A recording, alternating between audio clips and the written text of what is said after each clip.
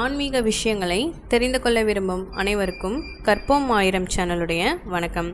இன்றைக்கி நாம் பார்க்க இருக்க ஒரு ஆன்மீக விஷயம் என்ன அப்படின்னா, அக்ஷய திதி அன்னைக்கு நாம் தங்கம் வாங்கணும். அதை தாண்டி எந்த பொருளை நாம் தானம் செஞ்சாலும் அதே அளவான ஐஸ்வர்யமும் செல்வமும் நமக்கு கிடைக்கும் அப்படிங்கிறத பற்றி தான் இன்றைக்கி நாம் பார்க்க போகிறோம்.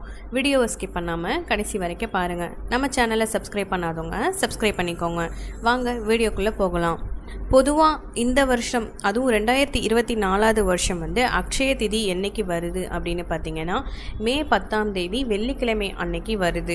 நிறைந்த வெள்ளிக்கிழமை அன்னைக்கு அக்ஷய திதியும் சேர்ந்து வரதுனால இந்த நாள் ரொம்பவும் விசேஷமான நாள்னு கூட சொல்லலாம். இந்த நாளில் நம்மளால் முடிஞ்ச மகாலட்சுமி அம்சம் பொருந்திய எந்த ஒரு பொருள் வாங்கினாலுமே நமக்கு ஐஸ்வர்யமும் கிடைக்கும், சகல சௌபாக்கியமும் கிடைக்கும். தங்கம் மட்டும்தான் வாங்கணும் அப்படின்னு கிடையாது. தங்கம் வாங்க முடியாதவங்க அதுக்கு ஈடான மங்கள பொருட்களை வாங்கினாலுமே நமக்கு அதே ஐஸ்வர்யம் கிடைக்கும். அது என்ன பொருள்னு நிறைய பேருக்கு தெரியும். அது என்னன்னா, வெள்ளை நிறத்தில் இருக்கக்கூடிய கல் உப்பு, சர்க்கரை, வெல்லம், இந்த மாதிரி பொருட்கள் வாங்கினாலும் நமக்கு அதே அளவான ஐஸ்வர்யம் கிடைக்கும். அதை தாண்டி சில பொருட்களை நாம் தானமாக செஞ்சாலும், அதுவும் இந்த நாளில் தானமாக செஞ்சாலும் அதே அளவான ஐஸ்வர்யமும் சௌபாக்கியமும் நமக்கு கிடைக்கும். அது என்ன பொருள் அப்படிங்கிறத நாம் பார்ப்போம். இப்போ பொருட்கள் வாங்குறதுக்குன்னு சில நேரம் இருக்குது. நல்ல நேரம், அடுத்து குளிகை நேரம், மாலை 6 மணிக்கு மேலே, காலையிலையும் ஒரு நல்ல நேரமாக பார்த்து நம்ம வாங்கினா நமக்கு பலன் கிடைக்கும். அப்படிங்கும் போது அதே மாதிரி இந்த பொருட்களை நம்ம தானம் பண்ணுறதும் காலை பொழுதாக இருக்கணும்.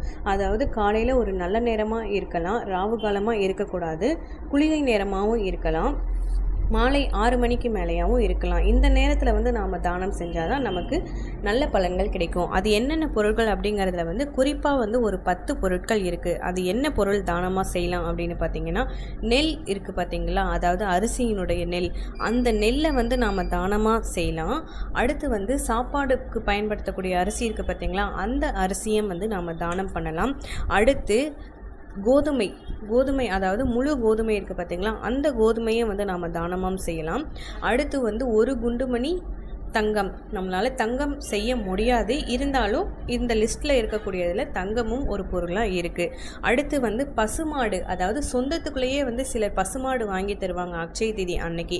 அந்த மாதிரி பசுமாடு வாங்கி தரலாம். அடுத்து பானகம் இருக்குது பார்த்தீங்களா, அந்த பானகம் நாம் தானமாக செய்யலாம். அடுத்து நீர்மோர் கொடுக்கலாம். அடுத்து பனை விசிறி இருக்குது பார்த்தீங்களா, அந்த பனை விசிறியை தானமாக செய்யலாம்.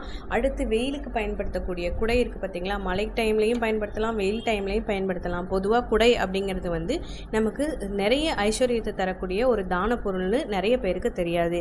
அடுத்து சர்க்கரை தானம் செய்யலாம். அடுத்து கல் உப்பு தானம் செய்யலாம். அடுத்து வெல்லம், அடுத்து பருப்பு.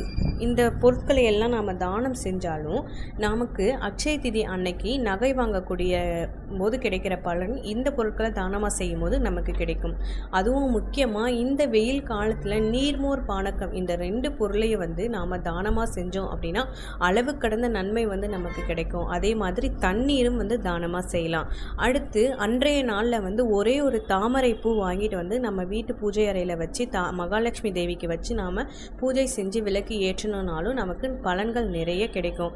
அதனால் இந்த பொருட்களை அதாவது தங்கம் தான் வாங்கணும் அப்படின்னு கிடையாது. அதுக்கு நிகராக நம்ம பல பொருட்கள் வாங்கலாம். அதே மாதிரி சில பொருட்களை தானம் செஞ்சாலும் நமக்கு பலன் கிடைக்கும் போது, முடிஞ்ச அளவுக்கு இல்லாதவங்களுக்கு இந்த பொருளை நம்ம தானம் செஞ்சாலும் நமக்கு பலன் கிடைக்கும். இந்த பொருளை தானம் செய்கிறதுனால இந்த ஜென்மத்தில் மட்டும் நம்ம பணக்காரங்களாக இருக்க போகிறது கிடையாது, அடுத்த ஜென்மத்திலையும் நமக்கு ஒரு நல்ல ஒரு செல்வந்தராக இருக்கக்கூடிய பலன் நமக்கு கிடைக்கும், ஒரு வசதியும் கிடைக்கும். அப்படி இருக்கும்போது சில பொருட்கள் தானம் செய்கிறதுனால பல மடங்கு ஐஸ்வர்யமும் சகல சௌபாக்கியமும் நம்ம குடும்பத்துக்கும் சரி நம்ம சந்ததிக்கும் கிடைக்கும். அப்படிங்கும் போது நம்மளால் நம்ம தகுதிக்கு முடிஞ்ச இந்த பொருட்களில் ஏதாவது ஒரு பொருட்களை நாம் நல்ல நேரத்தில், அப்படி இல்லைனா குளிகை நேரத்தில், அதுவும் இல்லைனா ஈவினிங் 6 மணிக்கு மேலே நாம் தானம் செஞ்சால் நமக்கு பல மடங்கு பலன் கிடைக்கும். அதனால் இந்த விஷயங்களை தெரிஞ்சுக்கிட்டு பொருட்கள் வாங்கினா மட்டும் கிடையாது, தானம் செஞ்சாலும் நமக்கு பலன் கிடைக்குங்கும் போது இதை கண்டிப்பாக செய்யுங்க. வீடியோ பிடிச்சிருந்தா லைக் பண்ணுங்கள், ஷேர் பண்ணுங்கள். நம்ம சேனலை சப்ஸ்கிரைப் பண்ணாதவங்க சப்ஸ்கிரைப் பண்ணிக்கோங்க. நன்றி, வணக்கம்.